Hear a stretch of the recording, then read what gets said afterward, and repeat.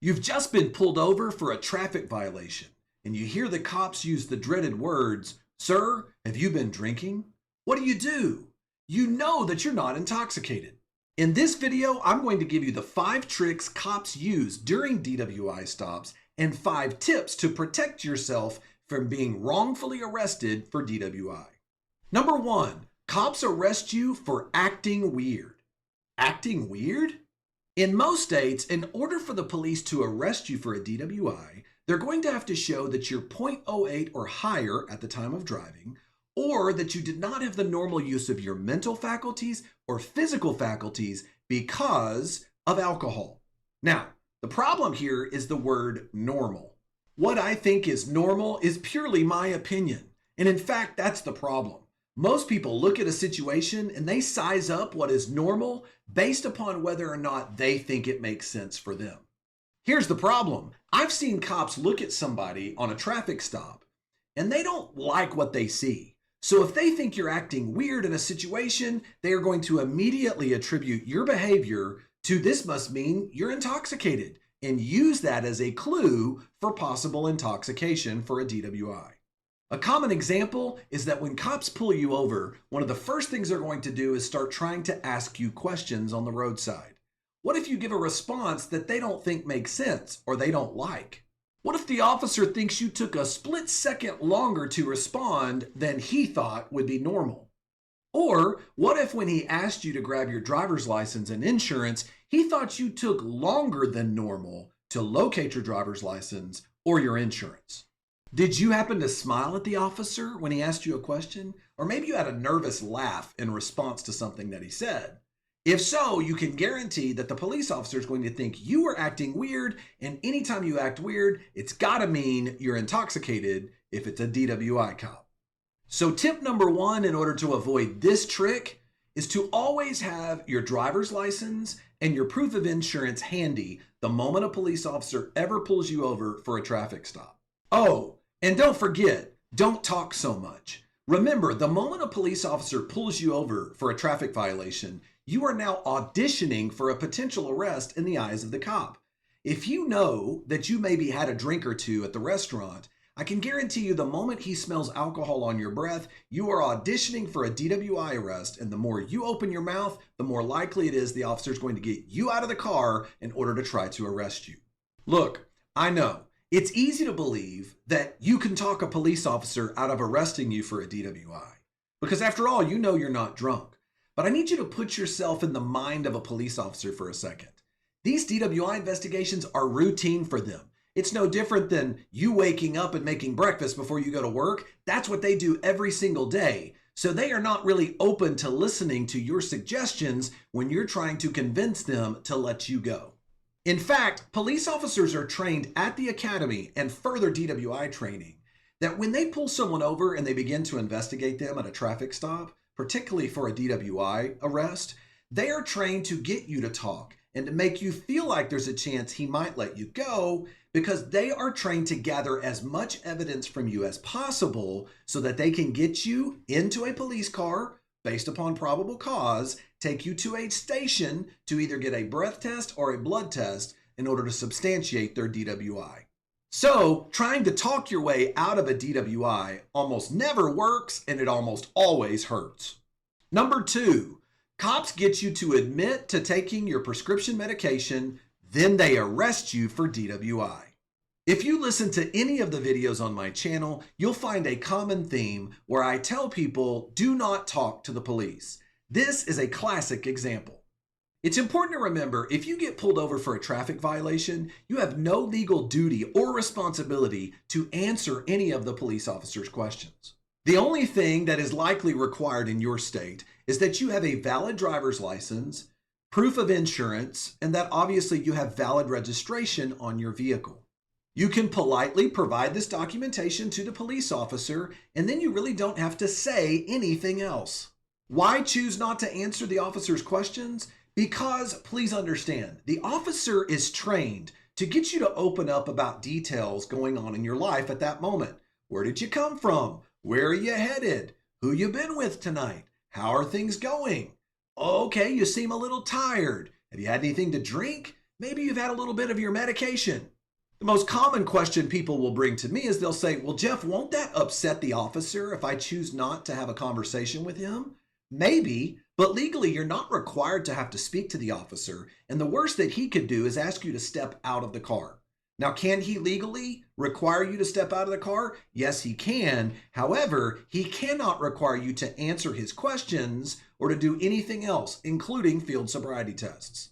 This is really important because one of the most common ways that I see people get arrested for DWI is that the officer will get them to start talking, ask them to step out of the car, and then all of a sudden the person that was pulled over will start saying, "Officer, I think there's some confusion here. I've had nothing to drink." And the officer will say, "Well, okay, do you have any medical conditions? Maybe you have a little medication that you take on occasion?" And then it doesn't matter almost any type of medication that you admit to taking. They're going to use that as a basis to claim that it's perhaps the reason why you're not acting normal. You mean you can be arrested for DWI for taking your regular prescription medication? Yes, you can. It's important to understand that the government can prove intoxication in 3 possible ways. Number 1, they can show that your blood alcohol level was 0.08 or higher at the time of driving.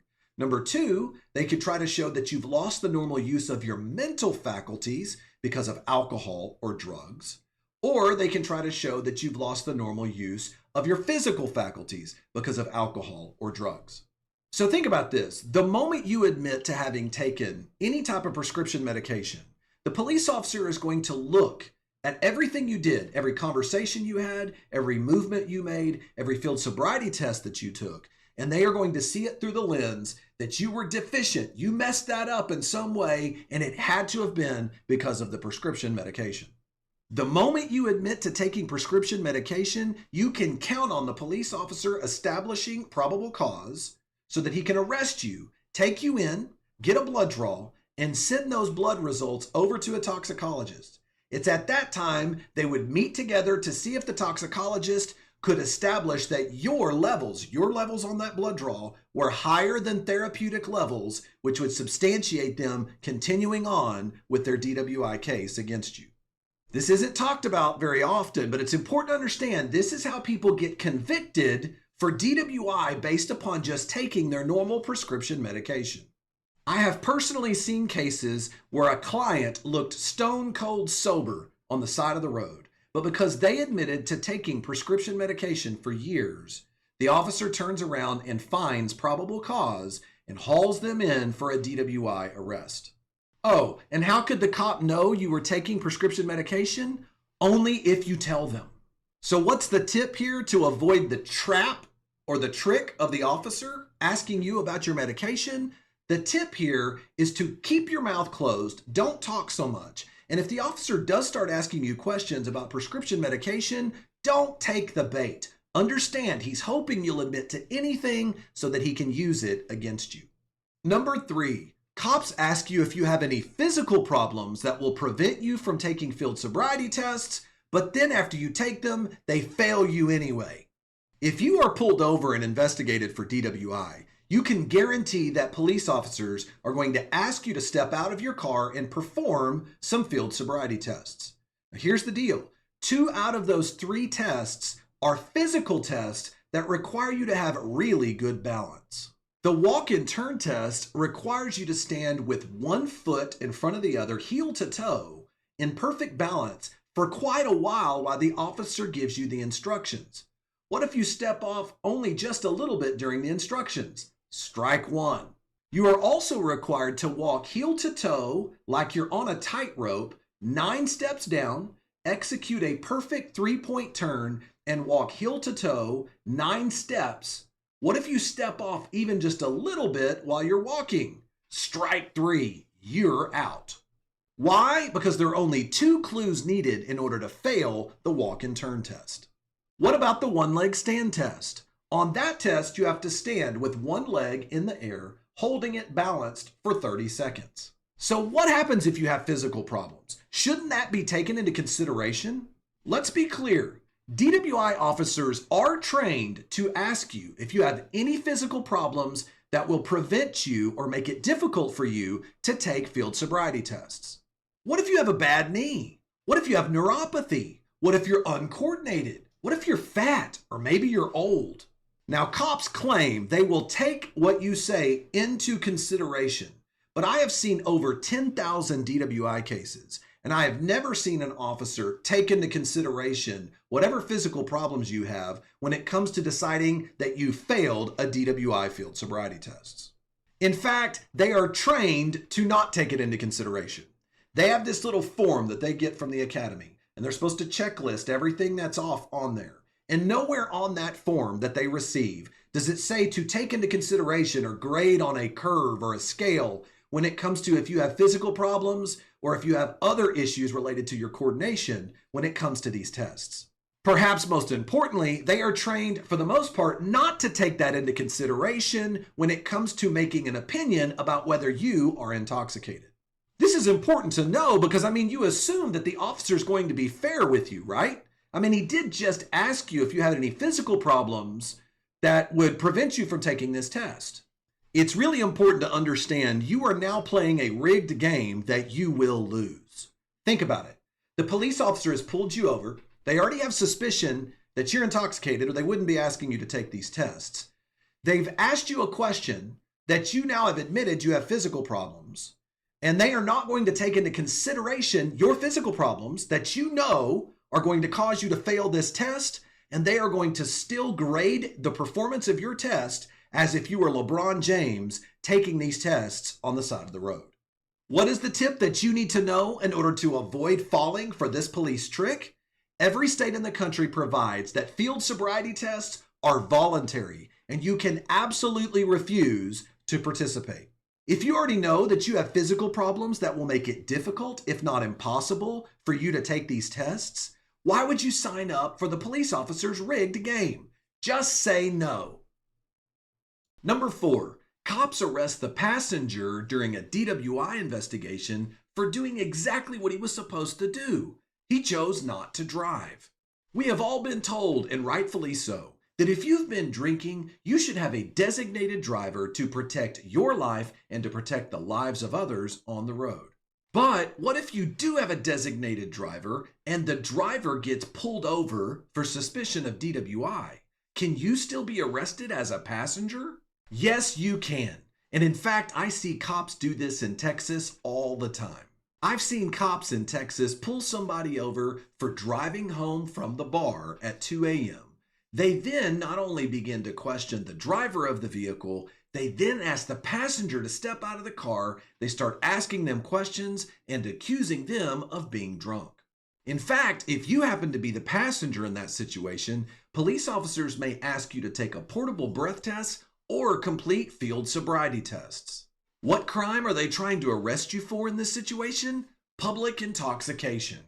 Under Texas law and the laws of many other states, in order for the police officer to actually arrest you for public intoxication, they are going to have to show that you were in a public place while intoxicated to the point of being a danger to yourself or others. Here's the problem. Proving intoxication in this situation is usually a subjective opinion from the police officer. And if they smell alcohol on your breath, maybe they think you're unsteady on your feet, or they just plain don't like your attitude, they will almost always claim that you're intoxicated to the point of being a danger to yourself or some other person. What should you do if you find yourself the passenger in this situation? I want to give you the quick tip to protect yourself from this police trick. And the first thing to be aware of is that you are not at all required to identify yourself to the police as a passenger. Remember, the police officer only had reasonable suspicion to pull over the driver of the car, not you as the passenger. As a result of that, Supreme Court case law is very clear. You are not required as a passenger to identify yourself to the police at all. Tip number 2, you have no duty to talk to the police whatsoever. Remember, you have a right to remain silent, and you should exercise that right. The key here, though, after you invoke your right to remain silent, actually remain silent. I see people make the mistake of believing they can try to talk their way out of a public intoxication arrest, and it almost never works. Number 5, cops arrest you for DWI and you were only sleeping it off. Can cops really arrest you for DWI if you were only sleeping off your fun night in the car? It depends. I see police officers do this all the time. They come up to someone's window, knock on the window to perform a welfare check just to make sure the person asleep in the car is doing okay. Suddenly, you're awakened, you're pretty shook up, and you're shocked to hear police officers barking questions at you about how much you've had to drink and why you can't find your driver's license and insurance. It's your car. You can sleep in it if you want to, unless you're parked on private property and the owner called the cops. However, once the cops show up and check in on you, they are looking for one thing, one factor that will lead them to a DWI arrest. Where are the keys? Are they in the ignition? And did you have the car turned on in any way while you were asleep? Why does this matter? Well, remember, in order for the police to arrest you for DWI, they must prove that you were operating a motor vehicle. How do we know what it means to operate a motor vehicle? Here is where we have to turn to case law and jury decisions for answers. Case law in most states is pretty clear that if you are asleep in your car and your car is turned off and the keys are not in the ignition, then you are not operating a motor vehicle.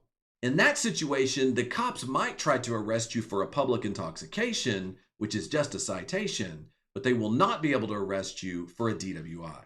But what if you were sleeping through a 90-degree Texas summer night? Or maybe you just wanted to listen to some music while you caught up on your sleep. In those situations, there is case law in some states that this could be considered operating a motor vehicle. Oh, and be careful. One thing you can guarantee is that once the officers wake you up when you're in your car, they're going to start asking you questions to see if they can get you to admit how long you've been there asleep and maybe try to prove that you were intoxicated before you ended up parking your car. So what's the tip you need to know to protect yourself from this police trick? Remember, if you're going to choose to sleep it off, make sure that you keep your car turned off and make sure you don't answer those police questions. You always have a right to remain silent. Now, what if a police officer pulls you over, gets you out of the car, and as part of his DWI investigation, he demands that you take a portable breath test? Are these breathalyzers a scam? Check out this next video where I reveal 8 things you don't know about breathalyzers. See you over there.